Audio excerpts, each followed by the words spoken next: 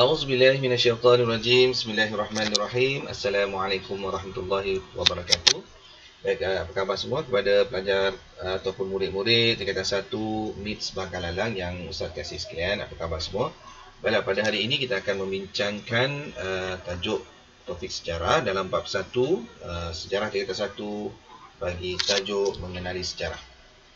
Pada pelajaran kali ini, objektifnya adalah untuk kita dapat menyatakan pengertian sejarah secara umum. Yang kedua, dapat menjelaskan pengertian sejarah mengikut pandangan sejarawan seperti Herodotus, Ihashkar, Ibn Khaldun dan Muhammad Yusuf Ibrahim. Dan juga kita dapat menghuraikan konsep masa silam dan ruang dalam sejarah. Baiklah ya. Pertama sekali kita melihat pengertian sejarah dalam 3 pengertian, iaitu dari segi bahasa Melayu, yang kedua Kamus Dewan dan bahasa Inggeris. Kita lihat satu persatu. Baik, untuk pengertian sejarah dalam bahasa Melayu bermula dengan perkataan syajaratun yang bermaksud pokok. Ia juga dapat diertikan sebagai asal usul, keturunan, salasila dan riwayat. Okey, itu menurut pengertian sejarah dalam bahasa Melayu. Okey, dalam Kamus Dewan pula, sejarah bermaksud asal usul, yakni keturunan. Kemudian ianya pun sama juga, riwayat, dan ianya benar-benar berlaku, dan sejarah ni adalah peristiwa yang telah lalu. Okey, manakala bahasa Inggeris pula bermaksud history, iaitu cerita tentang seseorang. Baiklah, marilah kita sama-sama melihat apakah dia pengertian sejarah menurut ahli sejarawan. Yang pertama, Herodotus. Herodotus mendefinisikan sejarah sebagai tindakan manusia dan juga peristiwa. Manakala E.H. Carr pula merupakan sejarawan Inggeris, menyatakan bahawa sejarah ini adalah tindak balas pembaca, dan sejarah ini juga merupakan fakta-fakta yang boleh dipercayai, ya. Baik, yang ketiga, menurut sejarawan Arab, iaitu yang bernama Ibn Khaldun, maksud sejarah ini adalah manusia, peradaban dunia, dan juga dia mengalami perubahan-perubahan. Itu menurut Ibn Khaldun. Manakala menurut Muhammad Yusuf Ibrahim, ahli sejarawan negara kita, sejarah ini adalah masa yang lalu, dan ianya perlu ada catatan atau rekod. Dan akhir sekali, Profesor Hu K. Kim mendefinisikan sejarah ini juga yang pernah atau sudah berlaku. Itu sejarah.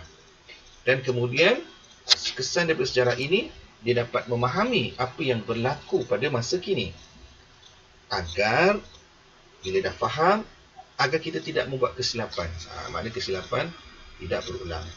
Profesor Ku K. Kim juga menyatakan bahawa sejarah ini adalah ibu kepada semua bidang. Kenapa? Ibu sentiasa mengingatkan, menasihati anak-anak mereka. Jadi macam tu juga dengan sejarah. Ia sebagai ibu kepada semua bidang. Baiklah, seterusnya kita melihat dalam tajuk masa silam dan ruang dalam sejarah. Okey, masa silam ialah rentetan peristiwa yang telah berlaku. Maknanya masa silam rentetan peristiwa yang telah berlaku. Jadi rentetan peristiwa yang berlaku ni, dia mengikut urutan masa, dipanggil kronologi. Okey. Baik, konsep masa boleh diukur mengikut zaman. Zaman Masihi, ini Masihi ya, bermula dengan kelahiran Nabi Isa AS. Baik, kita tengok dulu rajah garis masa. Okey, ini dikatakan zaman sebelum Masihi, ya, dan Masihi. Okey, zaman sebelum Masihi ini adalah Masihi ini bermula dengan kelahiran Nabi Isa AS daripada tahun 0 sampailah 10 tahun ke-10, tahun ke-20, tahun ke-1000, ya. Baik. Kemudian 10 tahun yang pertama ni, nampak yang Ustaz gerakkan kersa ni, dipanggil satu dekad. Ya. Kemudian setiap 100 tahun ni, 100 tahun dipanggil satu abad. Manakala setiap 1000 tahun dipanggil alam. Okey, jadi rajah ni kena ingatlah. Okey, seterusnya sumber sejarah. Baik, sumber sejarah terbahagi kepada 2, iaitu sumber primer dan juga sumber sekunder. Sumber primer ini apa? Ianya belum diolah atau belum diterbitkan di mana-mana penerbitan. Biasanya bersifat asli dan belum lagi ditafsir apa-apa. Contoh di sini, fosil, artifak, bukan artifak, batu bersurat, keterangan lisan, dokumen rasmi, manuskrip, fail rasmi jabatan, surat peribadi dan diary. Siapa ada simpan diary itu? Itu adalah sumber sejarah, sumber primer. Ya. Baik, untuk sumber sekunder pula, bahan yang telah diolah dan telah diterbitkan. Contoh macam buku-buku ni kan. So, bahan ini tersebar kepada umum. Berbanding dengan sumber primer tadi kan. Contoh, sumber sekunder adalah buku, akhbar, majalah, jurnal, ensiklopedia dan juga risalah. Baik, sekarang kita lihat juga penyelidikan dalam sejarah. Sejarah juga mempunyai penyelidikan. Yang mana dia ada pertama sekali kaedah secara bertulis. Ya, kaedah bertulis ni kalau kita boleh lihat, pertama di dinding gua, batu, kulit kayu, gading, daun lontar, catatan harian, fail kerajaan dan catatan pengembaraan. Itu adalah kaedah bertulis untuk penyelidikan dalam sejarah. Okey, yang kedua secara lisan. Kamu boleh temu bual. Pertama temu bual orang. Kemudian kita cari orang yang kita nak temu bual. Orang sumber tu dipanggil tokoh dipilih. Contoh kalau kamu nak temu bual bekas atau mantan guru besar sekolah, itulah orang sumber dan ni tokoh dipilih. Kemudian dia ada 3 tahap ya. Kalau kita nak interview ataupun temu bual orang, kena buat persediaan, ada rakaman dia dan kena proseslah rakaman dia. Baiklah, kajian penyelidikan yang ketiga adalah cara kaedah arkeologi. Okey, arkeologi ni apa? Digunakan secara saintifik untuk mencari maklumat sejarah daripada bahan tinggalan sejarah. Antaranya termasuklah fosil, tembikar, bahan logam dan binaan daripada batu. Biasanya kaedah arkeologi ini adalah aktiviti cari gali. Ini dah langkah-langkah dia. Pertama, perancangan grid sebelum kerja ekskavasi. Kemudian, dia dah sediakan petak dan diberi nombor rujukan. Kemudian, dia menandakan kawasan berdasarkan pelan. Kemudian, ekskavasi dengan mencatatkan semua penemuan. Itulah nama aktiviti cari gali. Okay, Baik, kemudian kita tengok pula tafsiran dalam sejarah. Tafsiran ni apa dia? Kita nak beri penerangan atau kita nak ulas sesuatu fakta sejarah tu berdasarkan sumber-sumber yang berkaitan dengan dia. Okey, sebab apa tafsiran ni wujud? Sebab apa tafsiran dalam sejarah ni wujud? Sebab apa? Yang pertamanya, perbezaan pandangan dan ideologi.